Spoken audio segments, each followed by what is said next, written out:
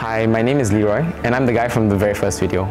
My role in this project is to design the powertrain of the NVF1. The powertrain of the car is what drives the car to move forward, like an engine in a car. As this is an electric vehicle, it's powered by an electric motor. When I first started the design of the powertrain, I sourced out many different electric motors which are suitable for our application.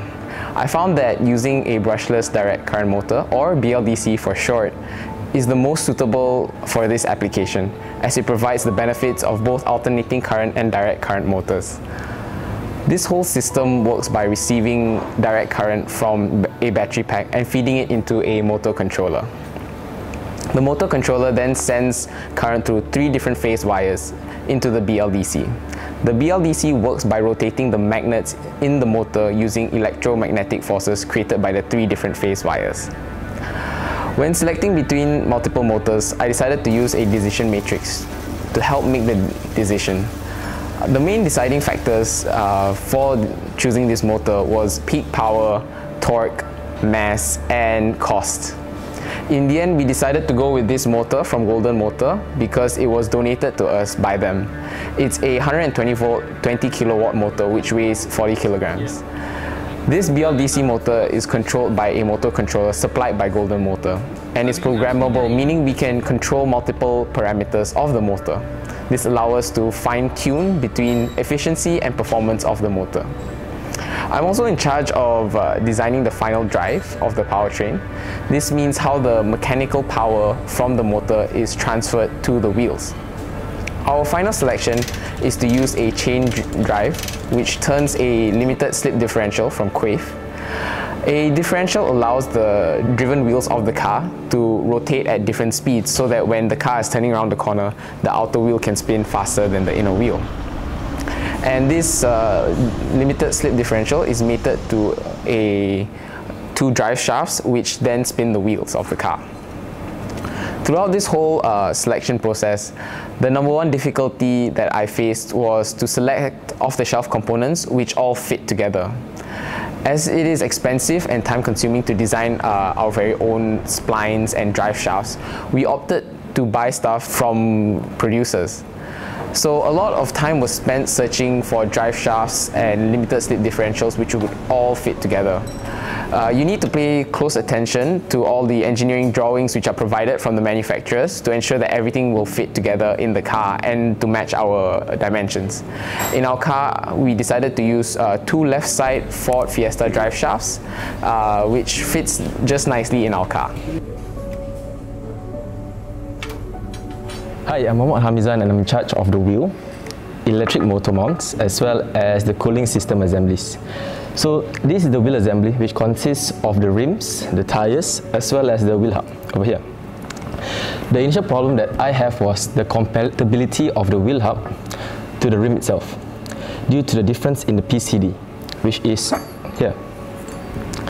This has a PCD of 105, while the rims have a PCD of 100 mm. Thus, I have to make a mock adapter to actually attach the rim to the adapter to the wheel hub itself. In view of saving weight, this have went through 6 iterations to get where it is right now.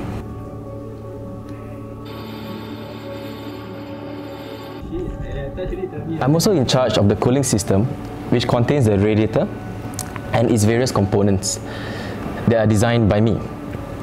The motor tends to dissipate a lot of heat during its operation, as it's a dynamic race. Thus, having a cooling system is very vital to its performance. Thus, integrating the mounting of the radiator itself to the chassis is a big challenge, as this radiator is actually meant for a motorcycle, but we are using it in our NV Formula car itself. Therefore, mounting it was a big challenge due to the inadequate space as well as the restrictive mounting areas due to its compact chassis nature. This is why I have to innovate creative ways to actually mount this radiator over here onto the chassis itself. I've designed a unibody motor mount, such as you can see here. Due to the steel strong property, is able to withstand the torque that is being produced by the electric motor itself. The electric motor is a 20 kilowatt motor, so it does pack a punch. This is why this is a unibody design made of steel, as it's able to counter the motor's strong torque.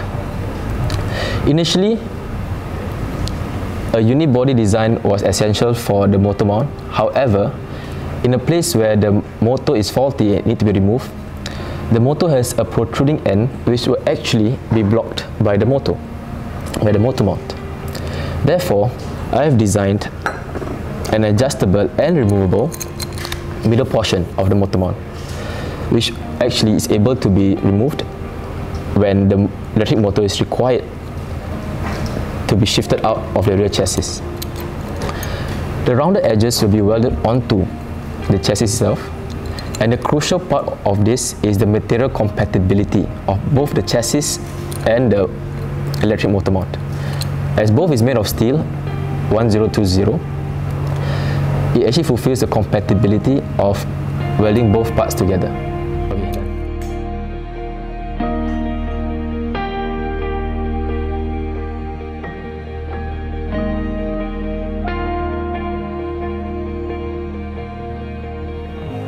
The number one improvement that I think that can be made from my work is to obtain a better performance motor which has a better power to weight ratio. I would also suggest using two different independent motors to drive each driven wheel of the car, and this eliminates the need for a chain drive and differential in the back of the car.